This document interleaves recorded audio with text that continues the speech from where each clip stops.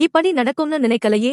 ஸ்டாலின் தோல்வியால் மனம் நொந்து போன எடப்பாடி பழனிசாமி உண்மையை போட்டுடைத்த அதிமுக தலைவர். தமிழக சட்டப்பேரவை தேர்தல் முடிவுகள் வெளியாகி அரசியல் களத்தில் பெரும் அதிர்வலைகளை ஏற்படுத்தியுள்ள நிலையில் திமுக தலைவர் ஸ்டாலின் தோல்வியடைந்தது குறித்து அதிமுக பொதுச் செயலாளர் எடப்பாடி பழனிசாமி மிகுந்த வருத்தம் தெரிவித்துள்ளதாக தகவல்கள் வெளியாகியுள்ளன. 2026 தமிழக சட்டமன்ற தேர்தலில் முதல் முறையாக களம் கண்ட தமிழக வெற்றிக் கழகம் 108 இடங்களை கைப்பற்றி தனிப்பெரும் கட்சியாக உருவெடுத்துள்ளது.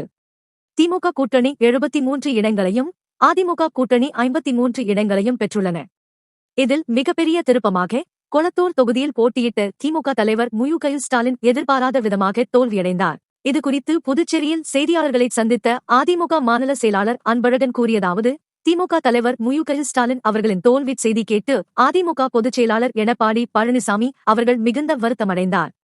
ஸ்டாலின் போன்ற ஒரு மூத்த மற்றும் பெரிய தலைவர் தோல்வியடைந்ததை அவரால் ஜீரணிக்க முடியவில்லை. ஸ்டாலின் எவ்வளவு பெரிய தலைவர், மக்கள் எப்படி யோசிக்கிறார்கள் என்று தெரியவில்லையே என்று கூறி அவர் ஆதங்கப்பட்டார். அரசியலில் இரு துருவங்களாக இருந்தாலும் எடப்பாடி பழனிசாமி அவர்கள் அரசியல் மாண்புமிக்கவர் என்பதை இது மீண்டும் நிரூபித்துள்ளது. எதிர்க்கட்சி தலைவராக இருந்தாலும் ஒரு மூத்த தலைவரின் தோல்விக்காக எடப்பாடி பழனிசாமி வருத்தம் தெரிவித்திருப்பது அரசியல் வட்டாரத்தில் பேசும் பொருளாக மாறியுள்ளது.